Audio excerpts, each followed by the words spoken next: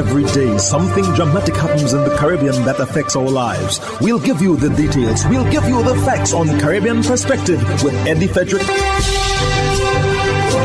Here's Eddie Frederick.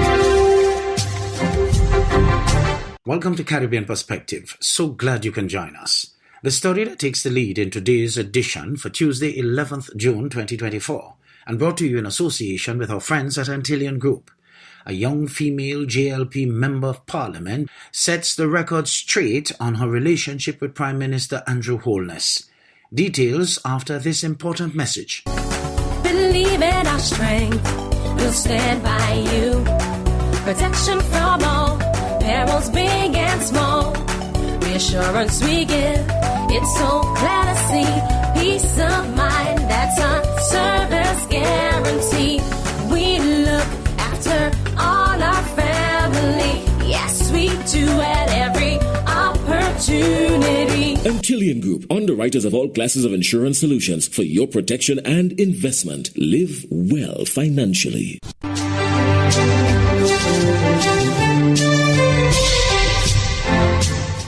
Welcome back. Central Manchester Member of Parliament Rhoda Crawford has vehemently denied rumours suggesting she has been romantically involved with Prime Minister Andrew Holness. The rumours have been circulating widely, causing a significant stir in political circles and among the public. The MP sought to clear her name during a radio interview on Sunday. Here is CVM's reporter, Natalia Clark. First-time Member of Parliament for Manchester Central, Rhoda Crawford, has had a rather eventful tenure in politics. When she booted veteran politician Peter Bunting from the seat in 2020, rumours swirled that the victory came only because an alleged Don paid voters to ensure Bunting lost. Others alleged she won only because Prime Minister Andrew Holness had a unique interest in her success. But speaking on nationwide radio Tuesday, Crawford shut down allegations made against her in relation to the Prime Minister. These things are heartbreaking. You have families involved, you have people involved. The latest I see now clip on social media is that I got pregnant for Prime Minister and did an abortion. Those things are hurtful, those things are sickening. And then you have others, clips that take it and they run with it and they put this out there and they don't have any consideration for how these things hurt people and their family. The pregnancy rumors, she says, began by a member from the other side. Back when President Kagame came here, I'm not afraid to say it. It's my story, I can tell it. I was battling with fibers, and so my belly had a little bulge. And one parliamentarian from the other side made a laugh and said, look like Rhoda is pregnant. And that is where it just spiraled from there. Crawford says she considered taking legal action, but didn't follow through, fearing the added negative publicity would overshadow the work of the party and the government. I am willing to suffer and push through this because I know that there's no truth to it.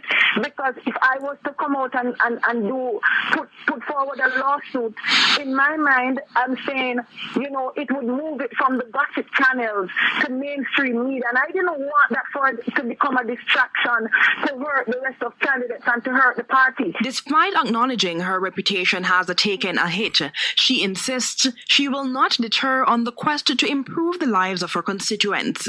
I've chosen to ignore and just immerse myself in the work because while this is happening, the work of the people must go on. And I'm not going to allow any bullies or anyone to weaken me or to try to break my spirit. Crawford's win in Manchester Central was a tantamount to historic, given the People's National Party held the seat for 31 consecutive years. The margin was over 1,000 votes. Natalia Clark, CVM News. No ban yet on ride-sharing services as they're still operating after suggested ban. More in this TVJ News item with Ramado Lyons. Some Jamaicans eagerly anticipate the ban on ride-sharing services, but the wheels are still in motion. A request to get a taxi from TVJ to Halfway Tree on InDrive successful. The same for a taxi to Emancipation Park on Uber.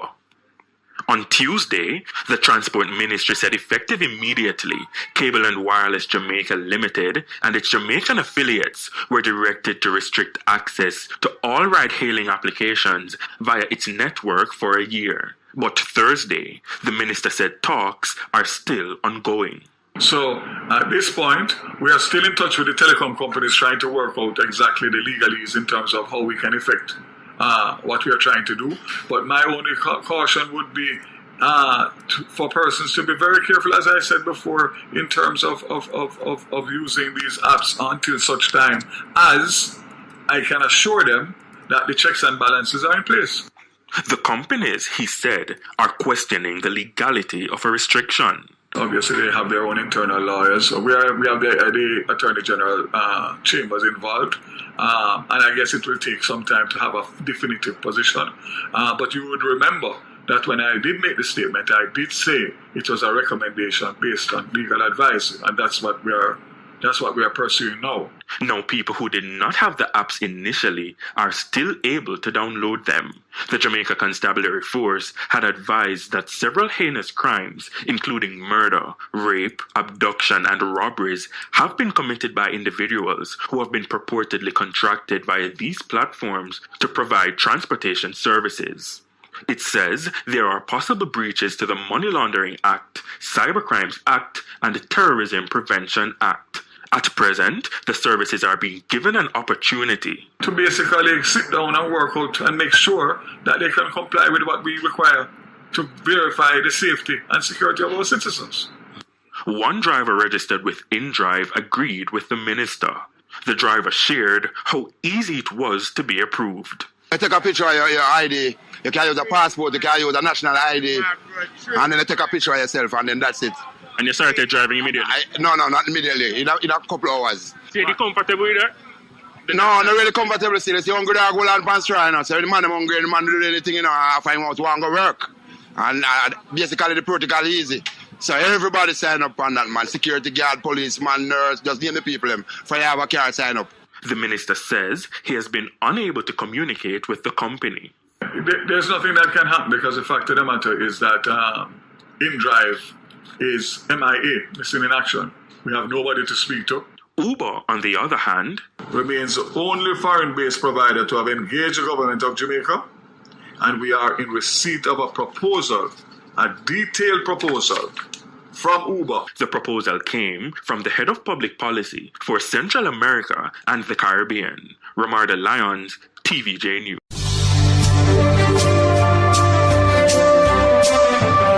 You're listening to Caribbean Perspective with Eddie Frederick, in association with our friends at Antillian Group, underwriters of all classes of insurance solutions for your protection and investment. Live well financially. The hurricane season is now upon us, so we as Caribbean people need to remember to think safety and be prepared. Avoid venturing outside during a storm or hurricane, especially if there are strong winds. Rooftops and other debris are often blown about and can cause great damage.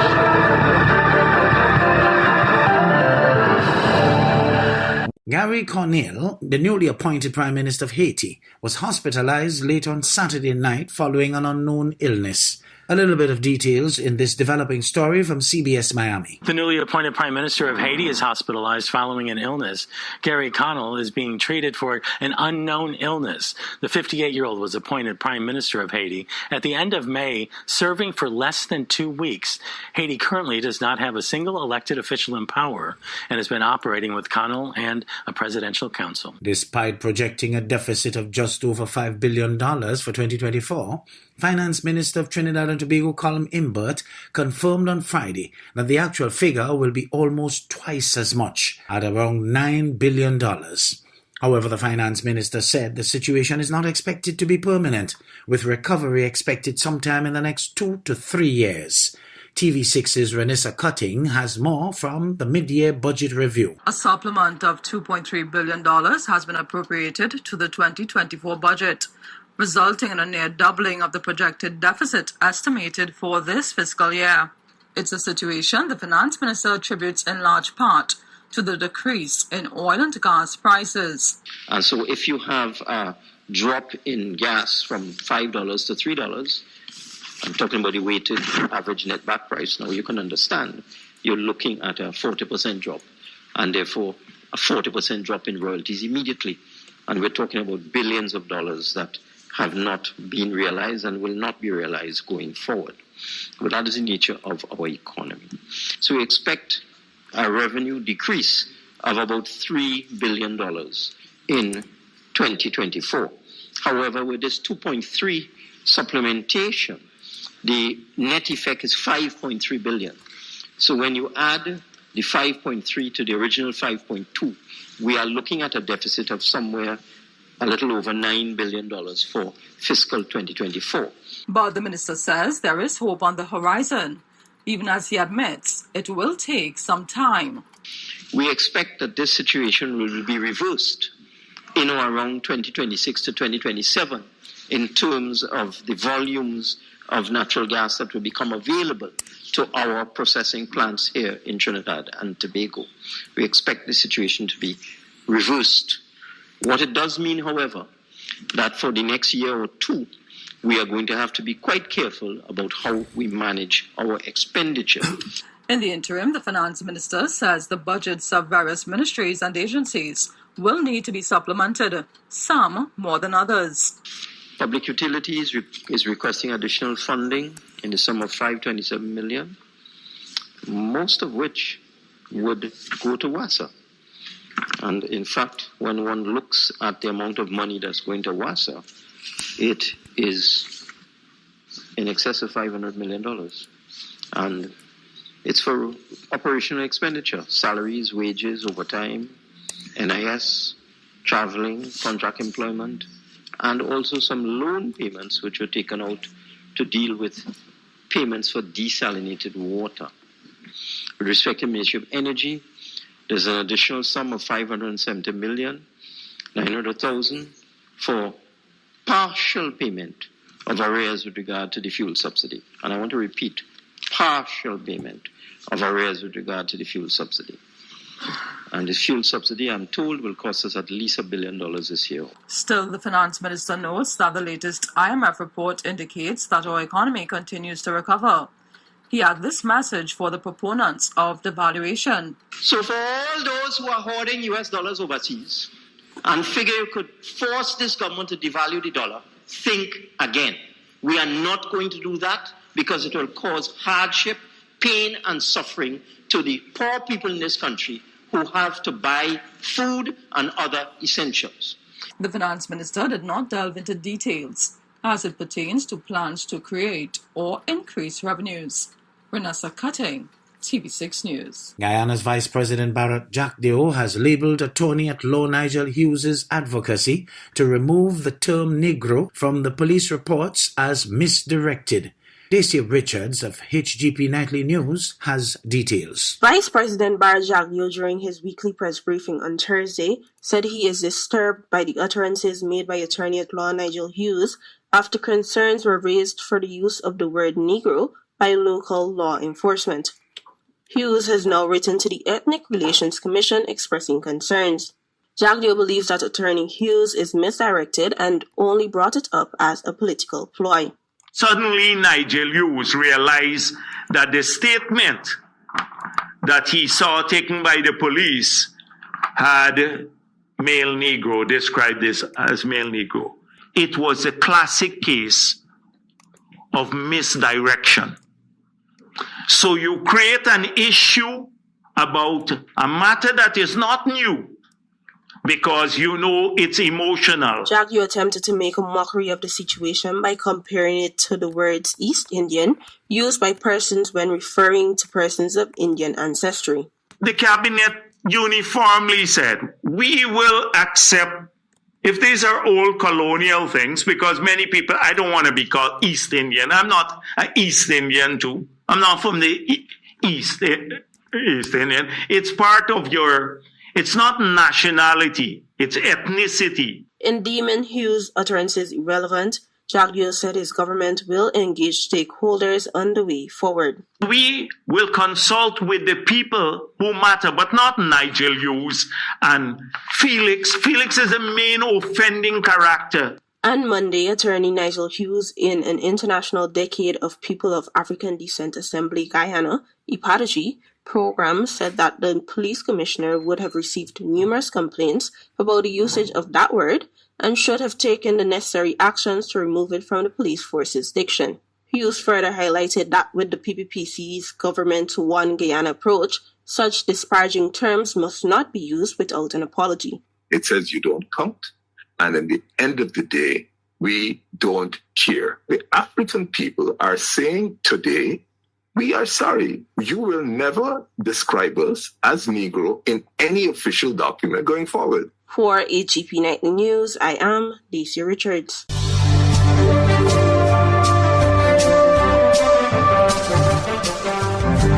I am Eddie Frederick. This has been Caribbean Perspective, a whole new approach to highlighting developments in the Caribbean. In the meantime, please follow us on Facebook and subscribe to our YouTube channel for daily regional news and more, in association with our friends at Antillian Group. Believe in our strength, we'll stand by you. Protection from all perils, big and small. Reassurance we give, it's so clear to see. Peace of mind, that's a service guarantee. We look after all our family. Yes, we do at every opportunity. Antillian Group, underwriters of all classes of insurance solutions for your protection and investment. Live well financially.